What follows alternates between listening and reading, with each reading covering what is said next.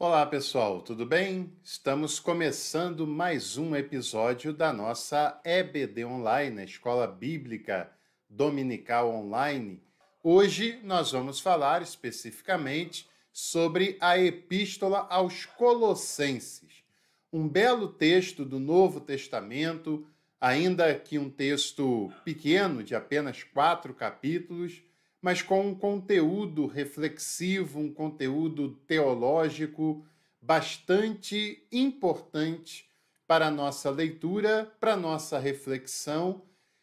E a carta aos Colossenses é um texto bastante interessante que você provavelmente nunca ouviu ou faz tempo que você não ouve um estudo bíblico, uma pregação, uma reflexão sobre essa carta. Mas, pensando um pouco sobre ela, durante muito tempo os especialistas concordavam que a carta era um escrito do apóstolo Paulo endereçado para uma comunidade cristã já existente há alguns anos, que ficava localizada na cidade de Colossos. Colossos era uma cidade posicionada na Ásia Menor, próxima da cidade de Éfeso. A cidade de Éfeso, a qual nós já fizemos um vídeo também falando sobre a carta aos Efésios, aquela cidade era um importante centro da Ásia Menor, uma cidade grande para os padrões da época, uma cidade muito consistente, e próxima a essa cidade, que era a referência da localidade, ficava a cidade de Colossos. E na cidade de Colosso já havia uma comunidade com algum tempo de história, e pelo que nós podemos compreender com a leitura desse texto bíblico, a comunidade de fé da cidade de Colossos, os colossenses, era uma comunidade bastante madura na fé,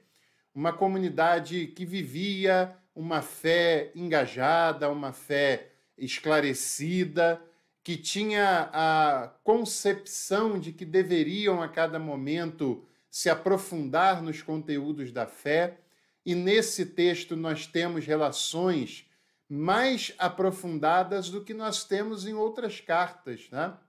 E isso mostra que essa comunidade era uma comunidade madura, madura inclusive na sua relação interpessoal, porque eu falei na semana passada, quando a gente comentava sobre Filipenses, e o mesmo vale aqui no caso para os Colossenses, porque muitas pessoas usam uma desculpa bem esfarrapada, de que as questões relacionadas à fofoca, a brigas, a intrigas, a vaidade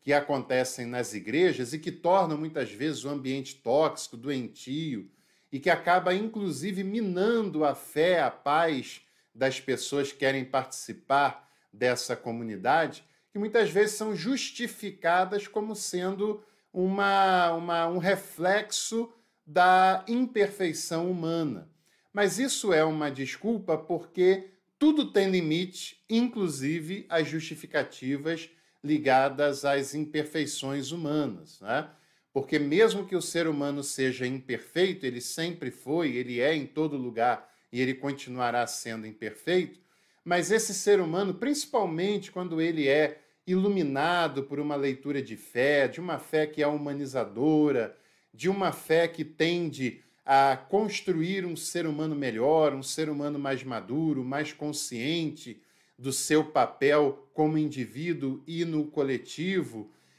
essa imperfeição ela deve dar espaço para uma busca de se tornar um ser humano mais completo e mais desenvolvido a cada momento, e a partir disso a construir relações humanas que, embora não sejam perfeitas, mas que sejam saudáveis, que sejam sadias, que sejam de acolhimento, de cuidado, de respeito. E isso é possível de se fazer, apesar das imperfeições humanas. Há muitos casos assim, e há os casos de Filipenses, de Colossenses e de outras comunidades do Novo Testamento que, mesmo diante das imperfeições humanas, porque eles também eram imperfeitos e pecadores, conseguiram construir uma comunidade de um convívio bastante saudável, bastante agradável, de um convívio bastante acolhedor, que dava às pessoas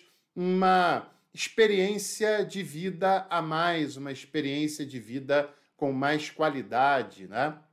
E nós observamos, pelo texto da carta aos Colossenses, que ali tinha uma comunidade amadurecida que reconhecia Jesus como filho amado do Pai. Talvez você pense, olha, mas qual é a novidade disso? Para nós, talvez não tenha tanta novidade, mas para o nível de desenvolvimento da teologia daquela época, do primeiro século, uma teologia ainda incipiente, ainda engatinhando, em desenvolvimento, essa concepção amadurecida de Jesus como Salvador e como Filho amado do Pai é, para os padrões, uma concepção amadurecida. E não apenas para aqueles padrões, a gente ter consciência e perceber as consequências dessa afirmação continua sendo um reflexo de uma teologia cristã amadurecida e bastante importante. Agora, nós temos um outro detalhe, né? Porque de algumas décadas para cá, os estudiosos do Novo Testamento, da teologia bíblica, começaram a questionar, baseado em dados, em conhecimento, em pesquisa, a autoria paulina da carta aos Colossenses. Por algumas questões, porque essa carta ela foge ao estilo e ao conteúdo típico das cartas do apóstolo Paulo. E ela se aproxima mais do conteúdo da carta aos Efésios, que nós vimos naquele episódio, que hoje já é praticamente descartada pela teologia bíblica a autoria paulina daquela carta. Então, provavelmente,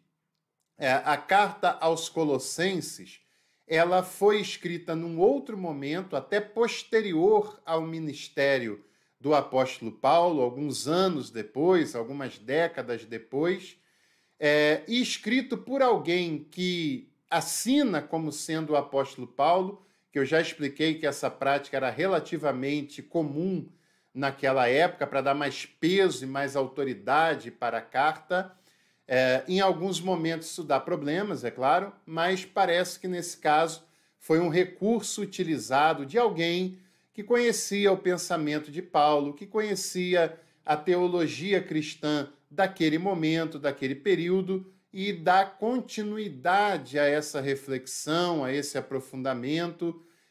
e vai usando, por exemplo, palavras, expressões e definições que eram muito incomuns de serem usadas nas cartas do apóstolo Paulo. E, segundo os especialistas, isso parece muito mais do que uma evolução de pensamento de uma pessoa, mas uma mudança clara do estilo de uma outra pessoa que esteja escrevendo a carta aos Colossenses. E quando a teologia bíblica ela questiona a autoria tradicional de algum texto, porque não é o caso de que houve provas de que foi um autor e, num determinado momento, essas provas foram substituídas por outras. Não é isso que a gente está falando, porque as autorias dos textos bíblicos do Antigo e do Novo Testamento, elas eram atribuídas por meio da tradição. E com o passar do tempo, né, na era contemporânea, os especialistas da teologia bíblica foram desenvolvendo ferramentas, pesquisas e descobertas e tudo mais, exames filológicos também dos textos, conhecimento do contexto histórico, político, social, e foram desenvolvendo ferramentas que os capacitava para fazer afirmações e até negativas, que até um tempo atrás não se tinha a possibilidade de fazer tais exames. O que não desmerece de modo algum o conteúdo da carta aos Colossenses, a sua importância, a sua qualidade para a fé, para os estudos teológicos e cristãos, e que nós devemos continuar lendo e refletindo sobre esse texto, que é um testemunho do dinamismo das comunidades daquela época, de como as igrejas iam se desenvolvendo, lidando com os seus cenários, lidando com os seus contextos e caminhando dia após dia. Um detalhe também que é importante, que a gente falou no primeiro vídeo ou na introdução da nossa série de Histórias Heresias, quando começam os debates teológicos que nós estreamos há alguns dias atrás, falávamos sobre as primeiras correntes de judaizantes e de helenistas que haviam na primeira comunidade de cristãos, ainda no primeiro século, e a igreja de Colossos percebeu na prática a influência de grupos de natureza judaizantes até relativamente radicais, que atuavam naquela comunidade e que queriam convencer os colossenses que eles deveriam observar uma série de mandamentos da religião judaica, como a restrição de alimentos, como, por exemplo, a prática da circuncisão, a guarda aos sábados.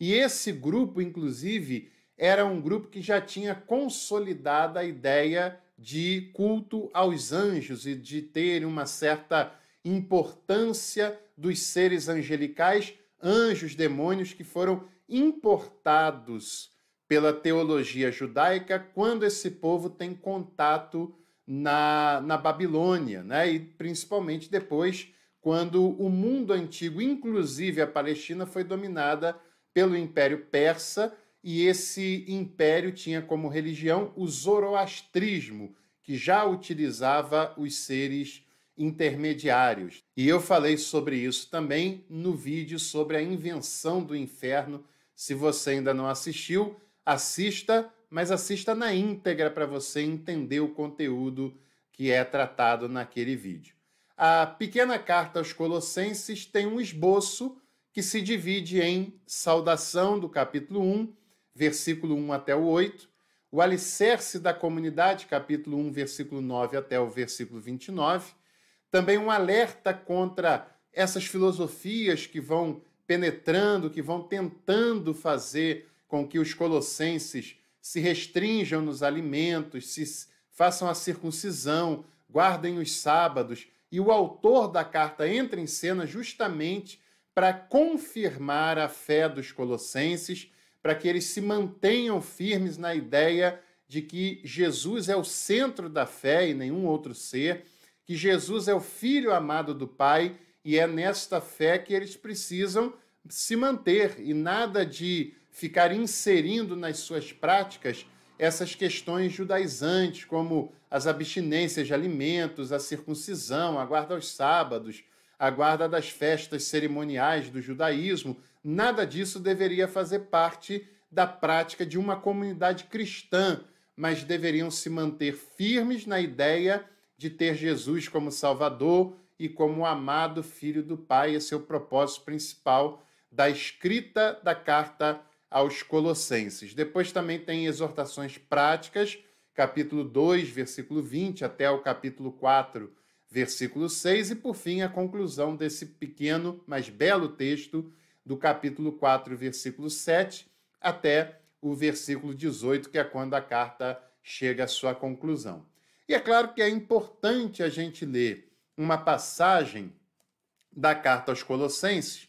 que está no capítulo 1, versículo 21 ao 23, que diz: "E a vós que antes éreis excluídos e inimigos pelo pensamento voltado para más obras, agora ele vos reconciliou no corpo da sua carne, por intermédio da sua morte, para vos apresentar santos, inculpáveis e irrepreensíveis perante ele. Se permanecerdes alicerçados e firmes na fé, e não vos arredardes da esperança do evangelho que ouvistes, que foi proclamado a toda a criação debaixo do céu, do qual eu, Paulo, me tornei servidor." Essa questão do Paulo, claro, você sabe, se estiver certa a ideia de que foi outro autor, ela foi assinada como sendo Paulo para que tivesse um maior impacto, mas você percebe por esse texto a preocupação do autor de que os colossenses não enveredem por outras filosofias, por outros pensamentos que despistam sobre o conteúdo da fé e que eles permaneçam alicerçados na esperança e na fé na pessoa de Jesus. Esse é um texto muito interessante, com conteúdo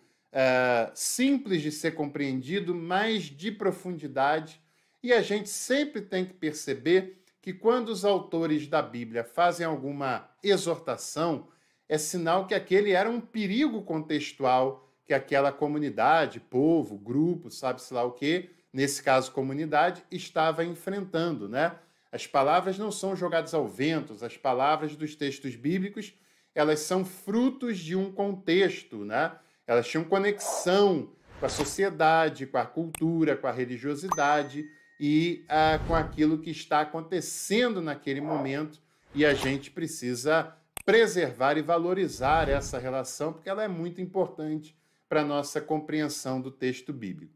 Se você gostou desse episódio, deixe seu like, inscreva-se no canal. Se ainda não fez isso, aproveite a tela final para continuar assistindo conteúdos por aqui e também venha conhecer os nossos cursos, e eu indico para você o curso completo de Teologia Sistemática que nós temos à sua disposição com 70 aulas, material didático, certificado, e você ainda pode escolher a forma de pagamento. Um abraço para você e à noite a gente se encontra aqui na reflexão semanal do canal Café com Teologia. Até lá!